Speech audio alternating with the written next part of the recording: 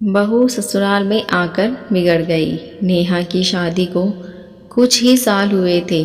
सब बढ़िया था। छोटी बहू होते हुए भी वो बड़ी का फर्ज निभाती थी, क्योंकि बड़ी बहू तो आते ही अलग हो गई थी। नेहा की सास ससुर को हर काम के लिए नेहा पर ही निर्भर रहना पड़ता था। फिर भी वो उसकी बुराई करना नहीं छोड़ते थे, और सबसे बड़ी बात, बुराई भी अक्सर उसके ही परिवार वालों से करते थे, जो नेहा को बचपन से जानते थे, या फिर नेहा की सहेलियों से, या खुद के मायके वालों से।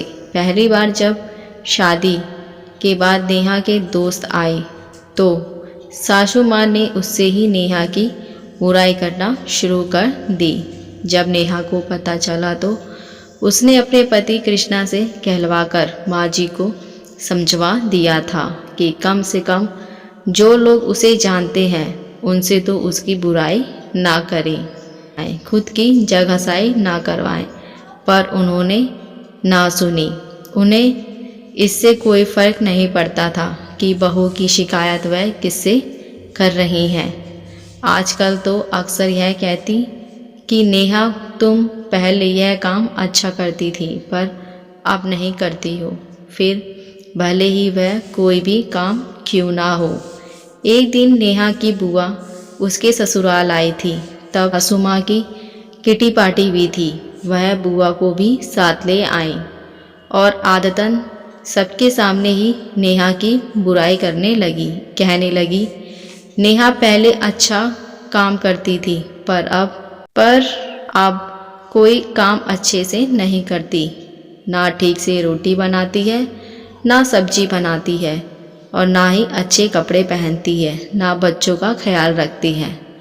वो और कुछ बोलती, इससे पहले ही नेहा की बुआ बोल पड़ी, लगता है ससुराल में आकर बिगड़ गई है, क्योंकि हमारे घर की तो वह बड़ी बेटी है और सारा घर और ऑफिस दोनों अच्छे से संभालती थी, और बड़ों से लेकर बच्चों तक का सब का ध्यान रखती थी। आपके यहाँ आकर बिगड़ गई है। ऐसा कीजिए, महीने 2 महीने दामाद जी के साथ उसे मायके भिजवा दीजिए, हम सुधार कर भेज देंगे। अब नेहा की सासू माँ का मुंह देखने लायक था। उन्हें बोलने के लिए शब्द नहीं मिल रहे थे, तो बस फिर उठकर चली गई, यह कहकर, आती हूँ अभी, जरा कोई बुला रहा है। और नेहा की बुआ जी जोर जोर से हंसने लगी और नेहा भी मुस्कुराने लगी। आशा करती हूँ ये कहानी अच्छी लगी होगी। अगर अच्छी लगी हो तो मेरे चैनल को सब्सक्राइब, लाइक, शेयर ज़रूर करें। आप मिलते हैं नई कहानी के साथ। देखने और सुनने के लिए धन्यवाद।